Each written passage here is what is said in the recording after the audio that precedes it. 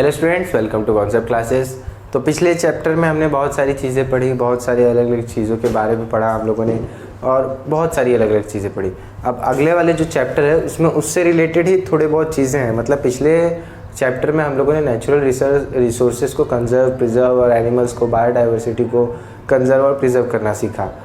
अब इस चैप्टर में हम लोग उसको कंजर्व और प्रिजर्व करने के और भी एडवांस्ड मॉडर्न मेथड्स को देखेंगे।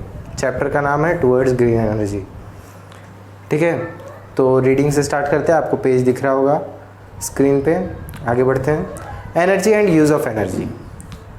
तो जो एनर्जी होता है और उसका यूज़, एनर्जी और उसका यूज़, सबसे पहले तो एनर्जी के बारे में एक बात जान लेते हैं कि एनर्जी के neither be created and nor be destroyed. Energy ना ही क्रिएट हो सकती है ना ही डिस्ट्रॉय की जा सकती है।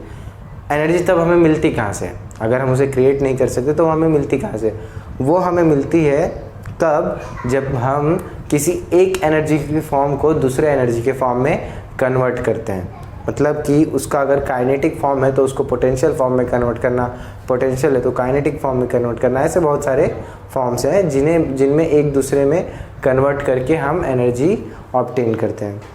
इसके बारे में और पढ़ेंगे इस चैप्टर में। हम लोग आगे बढ़ते हैं। In modern civilization energy has become a primary need along with food, cloth and shelter. तो मॉडर्न सिविलाइजेशन में फूड, क्लोथ और शेल्टर के साथ साथ में एनर्जी जो है वो भी एक प्राइमरी नीड बन चुका है। We need energy in different forms for diverse types of works. The energy that we need may be in the form of mechanical energy, chemical energy, sound energy, light energy और heat energy and many more. How do we get these different forms of energy? By converting them from one form to another as per our need. We know that the energy can be converted from one form to another. Different sources of energy are used to different forms of energy necessary for us, as I said before. In previous standards, we have learned about energy, sources of energy and various concepts related to them. Here we will learn about various sources that are now used for the generation of electrical energy. The methods that are used for this, the scientific principles that are used there, the advantages and disadvantages of these methods, and also what is meant by green energy. तो सबसे पहले हम लोग पढ़ेंगे generation of electrical energy. मतलब इस पूरे chapter में हम लोग इलेक्ट्रिकल एनर्जी की, इलेक्ट्रिसिटी के जनरेशन के बारे में ही पढ़ेंगे। उनके अलग अलग मेथड्स के बारे में पढ़ेंगे। उन मेथड्स का क्या एडवांटेज है और क्या डिसएडवांटेज है उसके बारे में भी पढ़ेंगे। और साथ ही साथ ग्रीन एनर्जी क्या होता है उसके बारे में भी पढ़ेंगे। पेज नंबर 47 पे अगला पैराग्राफ आपका दिया है, generation of electrical energy. Most of the electrical power plants are based on the principle of electromagnetic induction invented by Michael Faraday. तो इलेक्ट्रिकल पावर प्लांट्स क्या हैं? जहाँ पे इलेक्ट्रिसिटी जनरेट की जाती है और वहाँ पे मोस्टली क्या यूज़ होता है? Principal of electromagnetic induction. किसके द्वारा इन्वेंट किया गया था? किसके थ्रू? माइकल फैराडे के वजह। तो ये इलेक्ट्रोमैग्नेटिक इंडक्शन क्या होता है? अगर मैं सिंपल आपको बताऊँ तो होता क्या है कि एक कंडक्टर होता है, ठीक है। एक कंडक्टर के अराउंड मैग्नेट होता है। अब उस कंडक्टर में से तो मैग्नेटिक फील्ड निकलता रहेगा 24/7। लेकिन अगर उस मैग्नेट को, उसके आसपास जो मैग्नेट है, अगर उसको हम लोग मूव करेंगे, ठीक है, सपोज कीजिए कि ये है आपका कंडक्टर, ठीक है, ये आपका है कंडक्टर, ठीक है। इसके आसपास जो है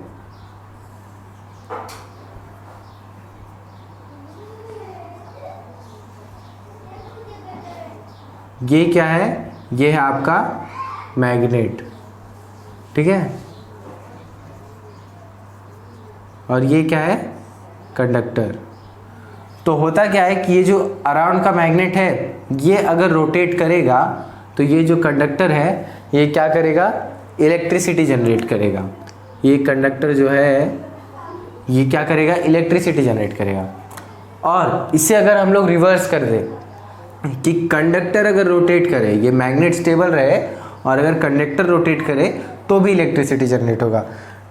बोथ द केसेस पे क्या होगा कि कोई एक ऑब्जेक्ट या फिर कंडक्टर या फिर मैग्नेट दोनों रोटेट करेंगे, और जब ये रोटेट करेंगे तो जो मैग्नेटिक फील्ड है वो एक्सपांड होगा, और जब एक्सपांड होगा तो इलेक्ट्रिसिटी जनरेट होगी। आगे पढ़ते हैं इसके बारे में और क्या दिया हुआ है। According to this principle, whenever magnetic field around a conductor changes, a potential difference is generated across the conductor. जब भी ये मैग्नेटिक फील्ड कंडक्टर के आसपास वाला चेंज होगा तो एक पोटेंशियल डिफरेंस जनरेट होगा किसके अराउंड में, किसके अक्रॉस में, कंडक्टर के अक्रॉस में। अब पोटेंशियल डिफरेंस क्या होता है, मतलब कि मैग्नेटिक फील्ड को और भी ज़्यादा पोटेंशियल देना, और जब मैग्नेटिक फील्ड को बहुत ज़्यादा पोटेंशियल फोर्स मिल जाएगा तो वो इलेक्ट्रिकल एनर्जी में कन्वर्ट हो जाएगा। The field around a conductor can be change in 2 veg.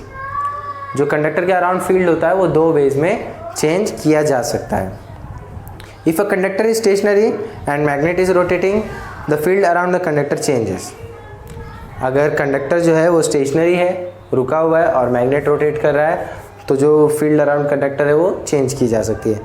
और if a magnet is stationary and but the conductor is moving, then also the field around the conductor will change. Thus in both the cases a potential difference is created across the conductor. The electrical power generating machine based on this principle is called electric generator. तो both the cases में क्या होता है, अगर magnet rotate करेगा तो और conductor stationery रहेगा तो भी इलेक्ट्रिक फील्ड चेंज होगा, और अगर मैग्नेट स्टेशनरी रहेगा और कंडक्टर रोटेट होगा तो भी मैग्नेटिक फील्ड एक्सटेंड होगा। ठीक है, तो इन बोथ द केसेस हमें इलेक्ट्रिकल एनर्जी मिलेगी। और इस प्रिंसिपल पे बेस्ड जितनी भी मशीनें होती है जो इलेक्ट्रिकल एनर्जी जनरेट करती है उसे क्या बोलते हैं, इलेक्ट्रिकल जनरेटर। पेज नंबर 48 पे आ जाइए, आगे पढ़ते हैं। Such large generators are used in commercial power generation plants. Turbine is used to rotate the magnet in the generator. तो ये जो जनरेटर्स है ये बहुत बड़े बड़े इंडस्ट्रीज़ वगैरह में यूज़ की जाती है, कमर्शियल पावर जनरेशन प्लांट्स में भी यूज़ किया जाता है। और इसका जो या फिर तो कंडक्टर या फिर तो मैग्नेट, दोनों में से किसी एक को रोटेट करने के लिए किसका यूज़ किया जाता है, टरबाइन का। मोस्टली कंडक्टर ही रोटेट किया जाता है, तो उसके लिए क्या यूज़ किया जाता है, turbine. A turbine has blades where a flow of liquid or gas is directed on the blades of the turbine. It rotates because of the kinetic energy of the flow. तो आपको जो turbine दिख रहा है screen पे, आपको दिख रहा होगा टेक्स्ट बुक के पेज नंबर 48 पे 5.2 वाला जो फिगर है उसमें आप देखिए कि एक टरबाइन है, उसका ब्लेड है, व्हील शाफ्ट है। व्हील शाफ्ट तो कांस्टेंट रहता है, वो नहीं हिलता है, ठीक है। और उसके जो ब्लेड्स हैं वो भी स्टेबल रहते हैं। कब तक स्टेबल रहते हैं, जब तक कि उन पे कोई एक फोर्स अप्लाई नहीं होता है, ओनली ऑन वन साइड, ठीक है। तो या फिर तो गैस का प्रेशर उस पर पड़े तो ऐसा हो, या फिर तो उस पर वाटर का प्रेशर पड़े। तो होता क्या है कि काइनेटिक एनर्जी जो फ्लो होता है वो उसे रोटेट करता है, ठीक है। काइनेटिक एनर्जी से पोटेंशियल एनर्जी में कन्वर्ट होता है, तो जिसकी वजह से कंडक्टर जो है वो रोटेट होता है। आपको इलेक्ट्रोमैग्नेटिक इंडक्शन का भी दिख रहा होगा डायग्राम, उसमें अलग अलग चीज़ें हैं, लाइन्स ऑफ फ्लक्स है, कॉइल है, वोल्ट मीटर है, इंड्यूस्ड ईएमएफ है और रोटेटिंग मैग्नेटिक फील्ड है। इसके बारे में आपने अर्लियर क्लासेस में भी पढ़ा होगा। आगे बढ़ते हैं, schematic for electric generator. This method of electric energy generation can be represented as below. Thus to generate electricity based on the principle of electromagnetic induction, we need a generator. तो अगर electricity हमें produce करना है तो हमें एक generator चाहिए होगा। To rotate the generator we need a turbine, and to drive the turbine we need an energy source based on which type of energy source is used to rotate the turbine. There are different types of power generation stations. The design of the turbine used in different types of power station is also different.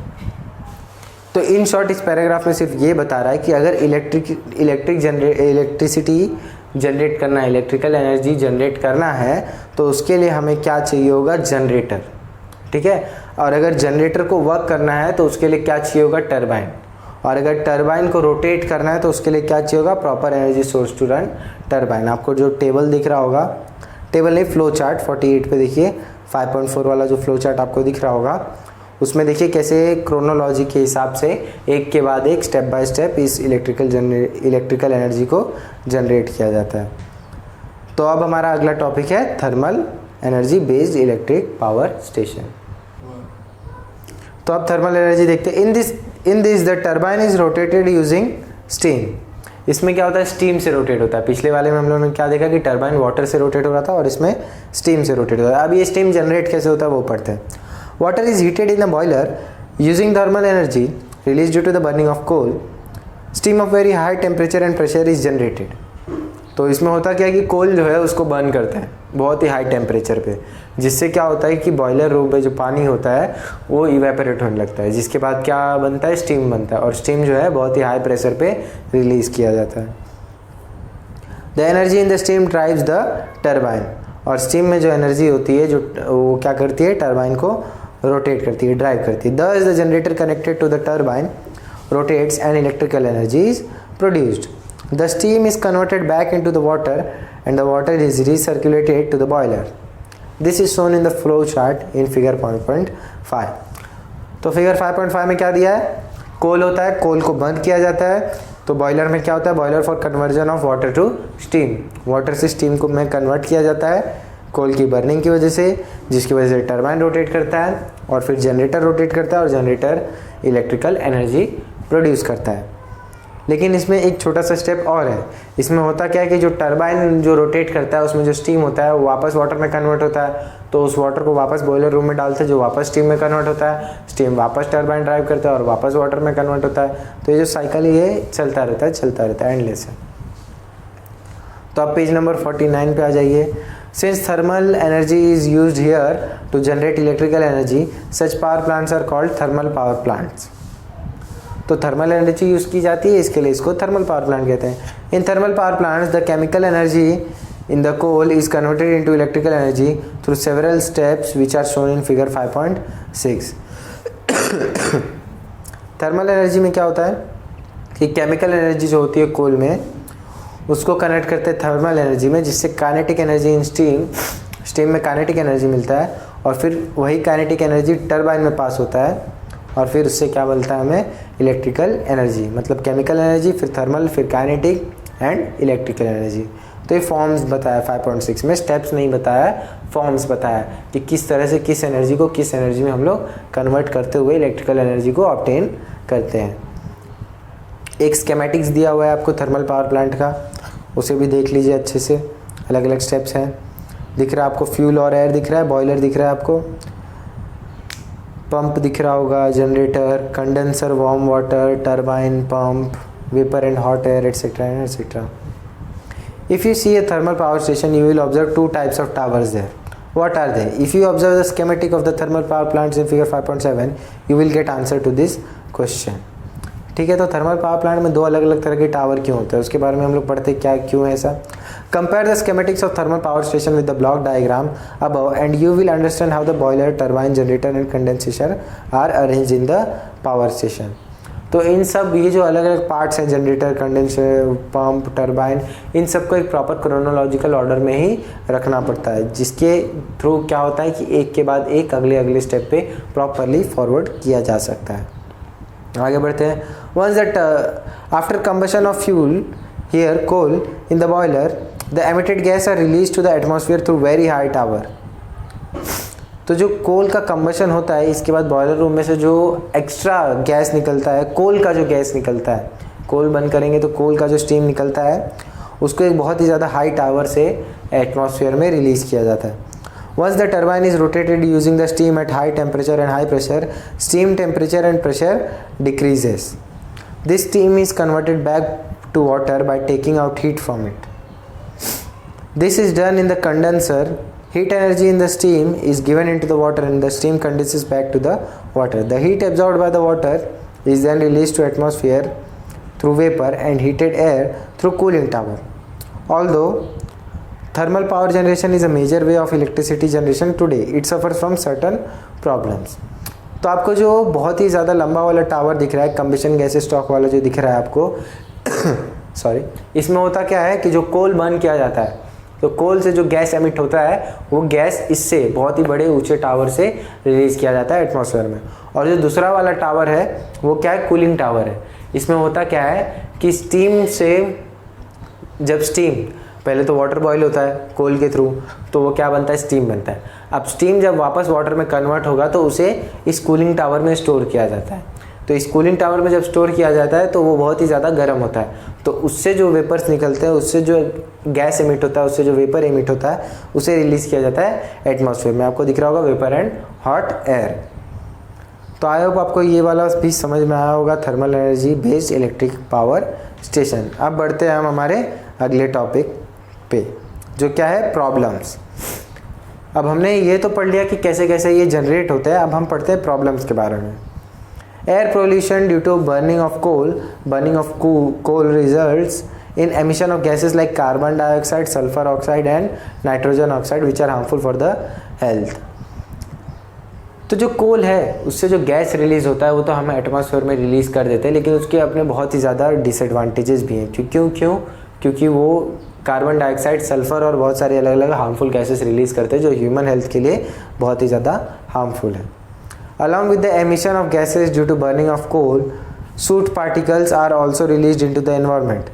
This may cause serious health problems related to the respiratory system. Soot क्या होता है कि किसी भी burning चीज़ का, जैसे would हो गया, उसे अगर आप बर्न करेंगे तो हवा में एक बहुत ही छोटा हार्ड पार्टिकल रिलीज होता है जिसका मास जो होता है वो बहुत ही ज़्यादा कम होती है, लेकिन उसकी density as compare to the other air materials उसकी डेंसिटी जो है वो थोड़ा ज़्यादा होती है।